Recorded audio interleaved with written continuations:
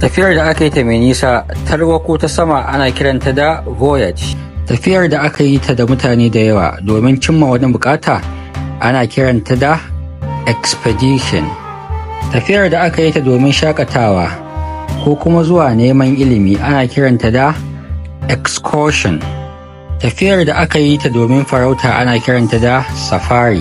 Tafiyar da aka yi ta zuwa wani wuri domin cimma wani bukata mai ƙarfi ana kiranta da pilgrimage. Tafiyar da mayaka suka yi ta domin nemo wata nasara ana kiranta da quest. Tafiya mai nisa don cimma wani bukata da kuma bude ido ana kiranta da odyssey. Tafiyar da aka yi ta domin shakatawa zuwa gurare da yawa ana kiranta da tour. Tafiyar da ba kasafai ake yin ta ba mai ƙayatarwa mai cike da kasada ana kiranta da me? Gaya min a comment section. Like and comment on this video. I will like and comment on 3 of your videos. Share and follow for more exciting contents. Yeah, sure.